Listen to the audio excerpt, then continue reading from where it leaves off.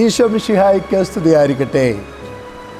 ക്രിസ്തുവിൽ എനിക്ക് ഏറ്റവും സ്നേഹവും വാത്സല്യവുമുള്ള സഹോദരങ്ങളെ, പിയോഫോൻ ധ്യാന കേന്ദ്രത്തിലേക്ക്, കയ്യട്ടീശയുടെ സവിധത്തിലേക്ക് വെളുപ്പിന് 3 മണി നേരത്ത് നമുക്കൊത്തുകൂടാം. എന്നും ചെയ്യുന്നത് പോലെ ഈശോയ്ക്ക് സ്തുതി കൊടുക്കാം. ഈശോ മിശിഹായ്ക്ക് സ്തുതിയായിരിക്കട്ടെ. ഒപ്പം ഉണർന്നു നിൽക്കുന്നവർക്കും നമുക്കൊരു സ്തുതി കൊടുക്കാം. ഈശോ മിശിഹായ്ക്ക് സ്തുതിയായിരിക്കട്ടെ. ഈശോ മിശിഹായ്ക്ക് സ്തുതിയായിരിക്കട്ടെ. എൻ്റെ മനസ്സിൽ ഇപ്പോൾ ഓടി വരുന്നൊരു ചിത്രമുണ്ട്. നയാഗ്ര വെള്ളച്ചാട്ടം. ലോകത്തിലെ ഏറ്റവും വലിയ വെള്ളച്ചാട്ടമാണ് അമേരിക്കയിലെ നയാഗ്ര. ആ നയാഗ്ര വെള്ളച്ചാട്ടത്തിന് കുറുകെ, അതായത് 2 കൂറ്റൻ മലകളിൽ ഇരുമ്പ് വടം കെട്ടി ഒരു മനുഷ്യൻ ഒരറ്റത്ത് നിന്ന് മറ്റേ അറ്റം വരെ നടന്ന ഒരു ചരിത്രമുണ്ട്. മാക്സ്വെൽ എന്നാണ് അവൻ്റെ പേര്. അത് കണ്ടു നിന്നവരൊക്കെ ചിലർ, എനിക്ക് തോന്നുന്നത് ഇപ്പോൾ എൻ്റെ ഓർമ്മ ശരിയാണെങ്കിൽ ഹൃദയാഘാതമൊക്കെ വന്നിട്ടുണ്ട് ഈ കാഴ്ച കണ്ടിട്ട്. കാരണം ഒരു അശ്രദ്ധ മതി, കാലൊന്ന് തെറ്റിയാൽ ഏതോ അഗാധത്തിൽ പോയി തെറിച്ചു പോകും.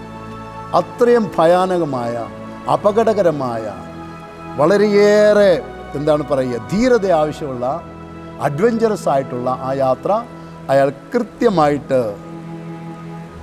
100% വിജയിപ്പിച്ചുകൊണ്ട് അയാൾ ആ ഒരറ്റത്ത് നിന്ന് മറ്റേ അറ്റത്തേക്ക് നടന്നു പോയി ലോകത്തിൻ്റെ ശ്രദ്ധ ആകർഷിച്ചു. ഈ മനുഷ്യൻ മരിച്ചത് എങ്ങനെയാണെന്നറിയാമോ?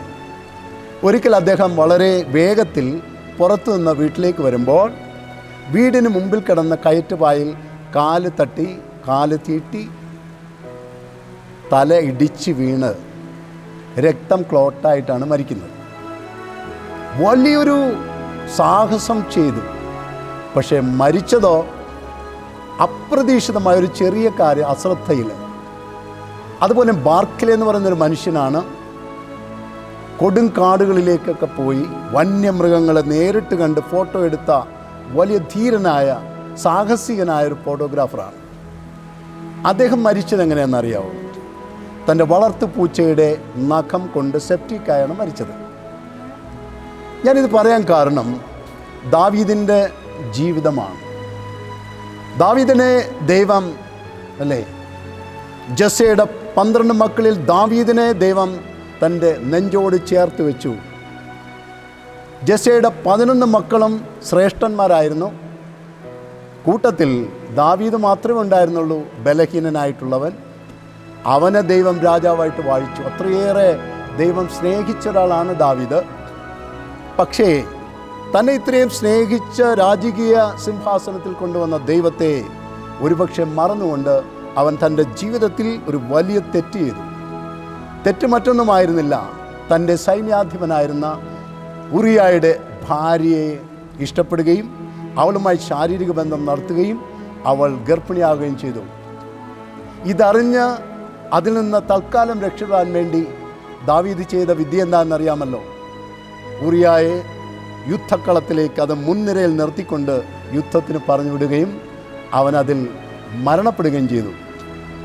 6-ാം പ്രമാണം തെറ്റി, 5-ാം പ്രമാണവും തെറ്റി. ദൈവത്തിൻ്റെ ക്രോധമുള്ള കണ്ണുകളാണ് പിന്നെ നമ്മളവിടെ കാണുന്നത്. എന്താണെന്നറിയാമോ? ദാവീദിനോട് ദൈവം പറഞ്ഞു, വിപത്തുകൾ വരാനിരിക്കുന്നതേ ഉള്ളൂ, നിൻ്റെ വീട്ടിൽ നിന്ന് വാളൊഴിയത്തില്ല. ഒരു വാള് കഴിയുമ്പോൾ മറ്റൊരു വാള് വന്ന് കഴിയും, വാളൊഴിയില്ല. 2, നിൻ്റെ മക്കൾ തന്നെയായിരിക്കും നിൻ്റെ നമ്പർ 1 ശത്രുക്കൾ. 3, നിൻ്റെ ഭാര്യമാരെ നിൻ്റെ കൺമുമ്പിലിട്ട് ശത്രുക്കൾ ബലാത്സംഗം ചെയ്യുന്നത് നിസ്സഹായനായി നിനക്ക് കാണേണ്ടി വരും. ഒന്ന് ഓർത്ത് നോക്കിക്കേ, കിട്ടിയിരിക്കുന്ന ശിക്ഷ ചെയ്ത പാപത്തേക്കാൾ എത്രയോ വലുതാണ്, അല്ലേ? ചെറിയ തെറ്റ്, വലിയ ശിക്ഷ. സങ്കീർത്തകൻ 50:22 ഇങ്ങനെ പറയുന്നുണ്ട്, എന്നെ ശ്രവിക്കാതിരുന്നാൽ ഞാൻ നിന്നെ ചീന്തിക്കളയും. ദൈവം കരുണമയനാണ്, സ്നേഹമാണെന്നൊക്കെ പറയുമ്പോഴും പഴയ നിയമത്തിലെ ദൈവത്തിൻ്റെ ഒരു ഭാവമാണ് ഞാൻ പറഞ്ഞത്, അല്ലേ? ചെറിയൊരു മിസ്റ്റേക്ക്, പക്ഷേ ഇത് വലിയ ദുരന്തങ്ങളിലേക്ക് പോയി. എന്നെ കേൾക്കുന്ന പ്രിയ മക്കളെ, എപ്പോഴും ശ്രദ്ധിക്കണം, അല്ലേ? 1 യോഹന്നാൻ 5:3 പറയുന്നുണ്ട്, ദൈവത്തെ സ്നേഹിക്കുന്നാൽ അവൻ്റെ പ്രമാണങ്ങൾ പാലിക്കുക എന്നാണ് അർത്ഥം. പ്രമാണങ്ങൾ പാലിക്കുക എന്നത് അതികഠിനതരമായൊരു കാര്യമേ അല്ല. ഇന്നത്തെ ദിവസം നമുക്ക് പ്രമാണങ്ങൾ പൂർണ്ണമായി വിശ്വസ്തയോടെ പാലിക്കാൻ പറ്റും. പ്രാർത്ഥനാപൂർവ്വം നിന്നേ, കൈകളൊന്ന് കൂട്ടിപ്പിടിച്ച്, കെട്ടപ്പെട്ട ഈശോയെ നോക്കിക്കേ, മുട്ടുകുത്തി നിന്നേ, മുൾക്കിരീടമൊക്കെ ഉള്ളവരെന്നെടുത്ത് തലയിൽ വെക്കുക. കൈയിട്ട് ഈശോയുടെ അപൂർവമായ നൊവേനയുടെ ഒരു ഭാഗം നമ്മൾ ധ്യാനിക്കാൻ പോവുകയാണ്. ഇന്ന് നിൻ്റെയും നിൻ്റെ കുടുംബത്തിൻ്റെയും നിൻ്റെ മക്കളുടെയും നിൻ്റെ തൊഴിലിടങ്ങളിലെയും ഒരു കെട്ട് ഈശോ അഴിക്കും. പ്രഭാതത്തിൽ 3 മണി നേരമാണെന്ന് മറക്കണ്ട. ഈശോ കേൾക്കും. ഈശോയെ സ്നേഹിച്ചുകൊണ്ട് നല്ല ഉറക്കമാണ് നീ മാറ്റി വച്ചിരിക്കുന്നത്.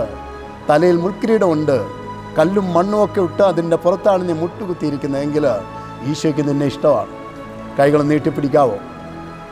നിൻ്റെ ആ നീറുന്ന കെട്ട് ഈശോയുടെ കെട്ടിലേക്കൊന്ന് വെച്ച് ഏറ്റുചൊല്ല്. ലോകരക്ഷകനായ ഈശോയെ, അങ്ങേക്ക് അസാധ്യമായി യാതൊന്നും ഇല്ല. നിർഭാഗ്യ പാപികൾ മനസ്സുരുകി പ്രാർത്ഥിച്ചാൽ അങ്ങയ്ക്ക് അത് നിരസിക്കാൻ വയ്യ. ആകയാൽ എൻ്റെ മേൽ അലിവ് തോന്നി എൻ്റെ അപേക്ഷ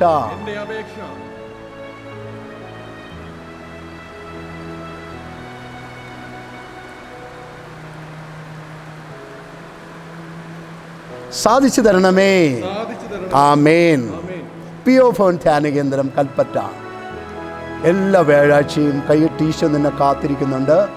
അനേകം മക്കൾ വന്ന് നൊവേനയിൽ സംബന്ധിച്ച് അവരുടെ കെട്ടുകൾ അഴിഞ്ഞ് സാക്ഷ്യപ്പെടുത്തിക്കൊണ്ടിരിക്കുകയാണ്. ഞാൻ ഈ എപ്പിസോഡിലൂടെ ഇനി സാക്ഷ്യങ്ങളും കൂടെ നിങ്ങൾക്ക് തരുന്നുണ്ട്. അച്ഛൻ പറയുന്നത് കള്ളമല്ല. ഒത്തിരി മക്കൾ വിടുതൽ പ്രാപിക്കുന്നുണ്ട്. അടുത്ത വ്യാഴാഴ്ച നിനക്ക് നിൻ്റെ കുടുംബത്തിനുമായിരിക്കട്ടെ. അച്ഛൻ തന്ന സന്ദേശം വെറുതെ കളയരുത്. ഒരു 10 പേരിലേക്ക് നിനക്ക് ഷെയർ ചെയ്യാൻ പറ്റുമോ? ഒരു 10 അനുഗ്രഹം ഈശോ നിനക്ക് തരും. ഈ സദ്വാർത്തയൊക്കെ പ്രചരിപ്പിക്കാവുന്ന അത്രയും നീ പ്രചരിപ്പിക്കണം. കർത്താവ് നിങ്ങളെ അനുഗ്രഹിക്കും. ചേർന്ന് നിന്നേ. കർത്താവ് നിങ്ങളോട് കൂടെ.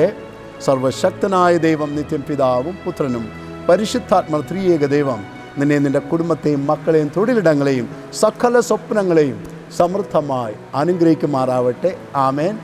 ഹല്ലേലൂയ.